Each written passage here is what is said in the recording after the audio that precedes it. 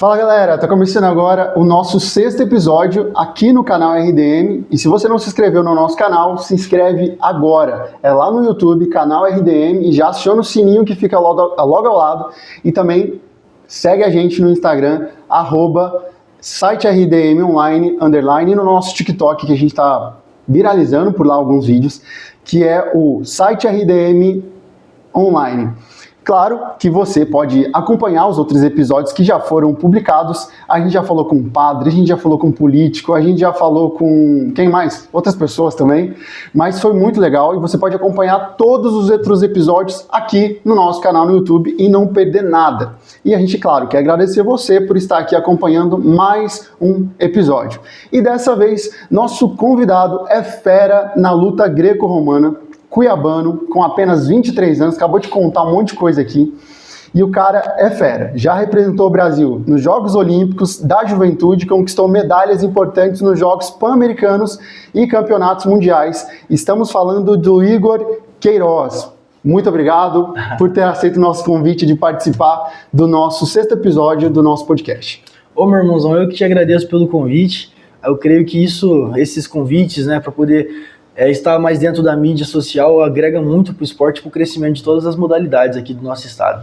Perfeito. E a gente agradece muito a você que está acompanhando e também o Igor por ter aceito o nosso convite novamente, porque realmente para a gente é importante valorizar o nosso esporte. O esporte mato-grossense, de pessoas que fazem realmente o esporte acontecer por aqui.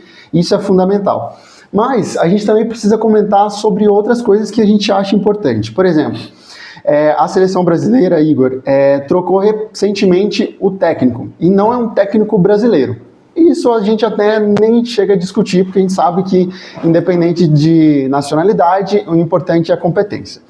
Como você vê essa mudança no comando da seleção, e você acredita que essa mudança também pode inspirar mudanças, por exemplo, nos Jogos Olímpicos do próximo ano? Com certeza. Irmão, sem você querer, você escolheu a pessoa certa para falar desse assunto. Na seleção brasileira de wrestling tem tido essas mudanças também. Eu creio que nos últimos 2 anos nós mudamos de treinadores umas 3 vezes, entendeu? Nós perdemos o nosso treinador que nós já trabalhávamos com ele há cerca de 4, 5 anos, salvo engano, mas era um longo tempo.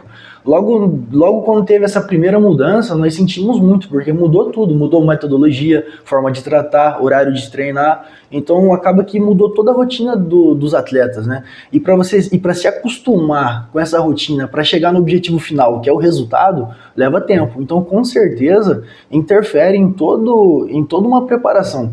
E o pior no nosso caso, que é no wrestling, é que essas mudanças aconteceram 1 ano antes dos Jogos Olímpicos. Então o ciclo olímpico já estava acontecendo. Já tinha tido o primeiro ano, que é um ano meio que atípico, que a galera está ali retornando de um certo tipo de descanso. O segundo ano, que é os Jogos Sul-Americanos. No terceiro ano, um ano essencial, que é o ano de classificatório olímpico e de Jogos Pan-Americanos, teve essa mudança. Nós tínhamos um treinador cubano, recebemos um treinador venezuelano. Esse nosso treinador cubano era um ótimo treinador, só que focava mais na parte física, na parte aeróbica. Já quando nós tivemos essa mudança para o nosso treinador venezuelano, que é o Nestor Garcia, ele já tem um quesito mais técnico, né? Uma forma diferente de direcionar o treinamento. Então pra gente foi muito difícil até se acostumar com tudo aquilo. Então com certeza, né, esporte é esporte. E se você for ver tanto no futebol, tanto nas lutas, a metodologia, a forma de pensar, a forma de agir é parecida, entendeu? Porque esporte realmente tem as mesmas vertentes, né? Igor, você também acredita que o pessoal que está à frente disso tudo deveria se preocupar um pouco mais com isso? Porque, por exemplo, sem eles perceberem, isso impacta diretamente no esportista, porque o técnico sendo mudado é um outro estilo. Você acha que eles deveriam se preocupar mais em realmente manter os técnicos para que isso não afete o pessoal do esporte? Com certeza. Esse problema é um problema de gestão, né? Não dá para... Porque quem faz toda a contratação, quem faz tudo isso é a gestão da confederação ou da federação. Então, eu penso que as federações ou confederações, ou clubes até mesmo, eles têm que pensar mais a longo prazo, né? E não pensar em curto prazo, querer fazer mudanças muito perto de eventos muito importantes, porque isso impacta não só no resultado para as entidades, mas para impactar na vida do atleta, né? Porque o atleta ele tá ali sonhando em obter um resultado para mudar a sua vida e a vida da sua família. Então não dá para brincar, né, com o futuro das pessoas. Igor, também outra coisa que a gente precisa comentar é sobre essa mudança que aconteceu muito repentina do presidente da CBF. A gente sabe que a CBF pode interferir em muita coisa. Isso também porque o outro presidente também foi a respeito de escândalo e tudo mais. Cara, a gente acaba ficando com o Brasil meio fora do Brasil, porque essas notícias viralizam mundialmente. Você acha que isso acaba sujando um pouco a imagem do Brasil, que é o país do futebol, o país que valoriza o esporte, porque, cara, de novo trocando o presidente da CBF? Irmão, infelizmente isso acaba enfatizando outros princípios, né? Porque, querendo ou não, nós somos mal vistos lá fora politicamente, né?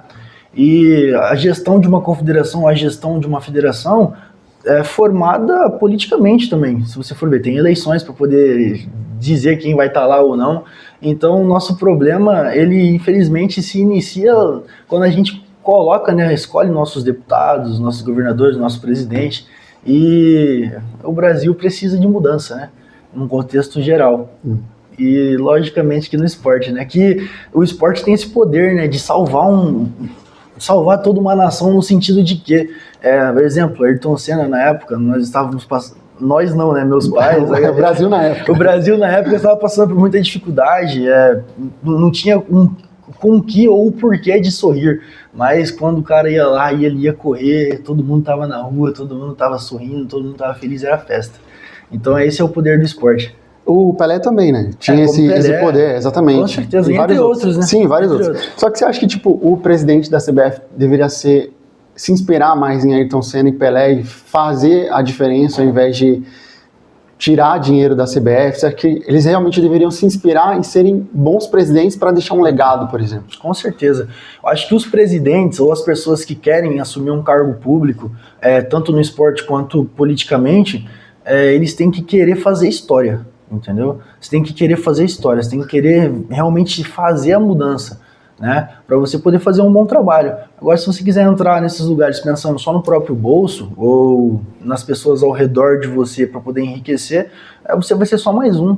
E eles não conseguem enxergar isso. Porque realmente quando você vai querendo fazer história, querendo se dedicar, dar o seu máximo em algo, você fica eternizado, entendeu? Mas quando você vai pensando só no financeiro, o dinheiro vai, acaba, passa, lá na frente você é cobrado, não consegue dormir bem.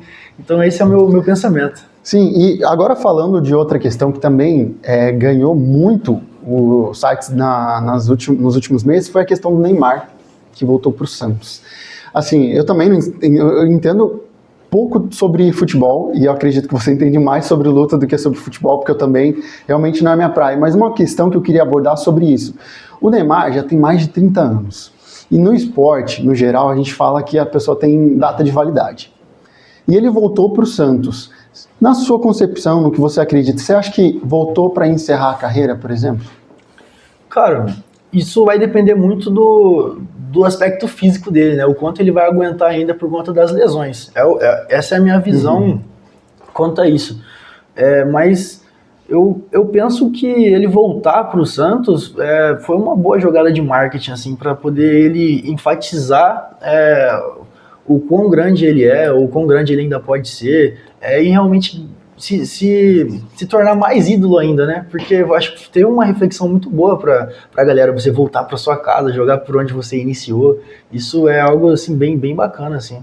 Sim, e outra coisa, já que a gente falou Neymar, que já tem mais de 30 anos, Cristiano Ronaldo já tem mais de 40 e continua jogando, você acredita que no futuro o esporte, com tanta tecnologia, o avanço disso, você acredita que as pessoas vão ter mais durabilidade, por exemplo, elas vão durar muito mais tempo no esporte, ou realmente a lesão ainda pode ser um problema independente da tecnologia?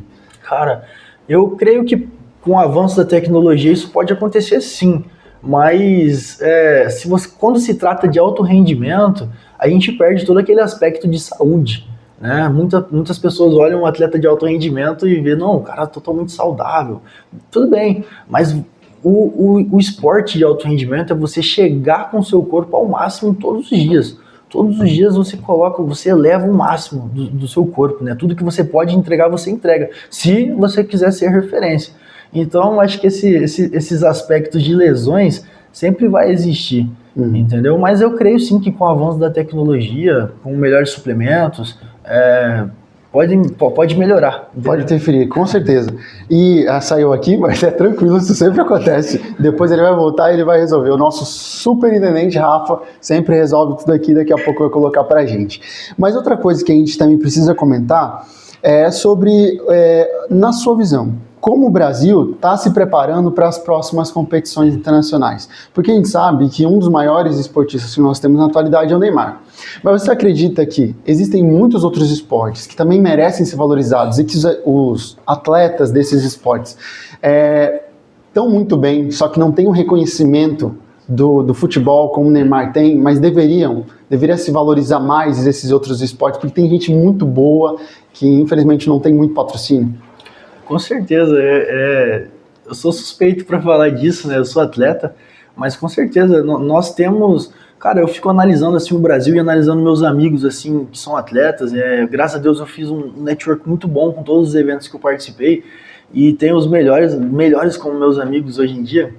E cara, são pessoas excepcionais.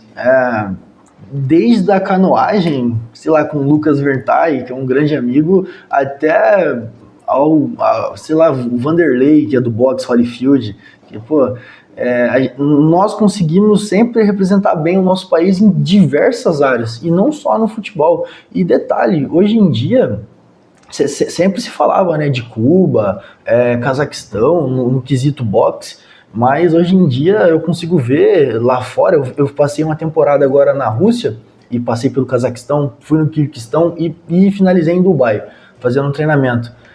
Com recurso próprio do meu bolso, a gente pode entrar nesse assunto depois, mas eu pude ver o quanto eles mudaram a concepção deles para com o boxe, né, no Brasil. Hoje o boxe no Brasil, eu estou dando exemplo do boxe, mas hoje o boxe no Brasil é referência mundial, cara, com a galera. Tem campeões olímpicos, sem contar o judô também, que é muito falado lá fora, o judô do Brasil muito bom. E no wrestling nós estamos ganhando esses espaços. Eu, por exemplo, já ganhei de atleta cubano, já ganhei de atleta americano. A gente está ganhando esse espaço. Sim, você acha que, por exemplo, por não ter recurso governamental, por não ter recurso de grandes empresas e o pessoal desses esportes que tem menos valorização, acabam tendo que se esforçar mais e realmente se dedicar mais, porque afinal de contas, às vezes não tem o recurso, ele tem que correr atrás. Às vezes não tem o melhor treino possível, tem que correr atrás. Às vezes não tem os melhores recursos, tem que correr atrás. Você acredita que isso acaba acarretando que a pessoa tem que se desenvolver sozinha e com isso ela tem que ser o melhor possível e por isso ela se dedica tanto? Com certeza. Às vezes um dinheiro que o atleta poderia estar conquistando a sua casa, poderia estar conquistando o teu carro, poderia estar auxiliando a sua família, ele tem que tirar do bolso e investir na sua carreira, sendo que no final das contas você não está só se representando, você está representando milhares de pessoas no Brasil inteiro, entendeu? E as organizações que no final das contas ganham com o nosso resultado. Então, se eles ganham com o nosso resultado, se eles têm benefícios com os nossos resultados, nada mais justo que investir para que isso aconteça, né? E infelizmente eu vejo muitos amigos meus investindo do próprio bolso. Eu mesmo fiz empréstimo em banco para poder fazer uma viagem internacional, para poder dar início no meu ciclo olímpico. Cara, no próximo bloco ele vai falar sobre essa questão, porque foi muito massa. Tipo, ele já conheceu vários lugares e tem apenas 23 anos. É essa questão que é muito legal, que aonde o esporte pode levar as pessoas. Mas isso a gente vai deixar pro próximo bloco. Ele vai contar sobre a trajetória dele, esses lugares que ele já foi, mas a gente encerra aqui nosso primeiro bloco. E é claro, a gente quer que você curta, comente e compartilhe com outras pessoas. Até o próximo bloco desse 6º episódio.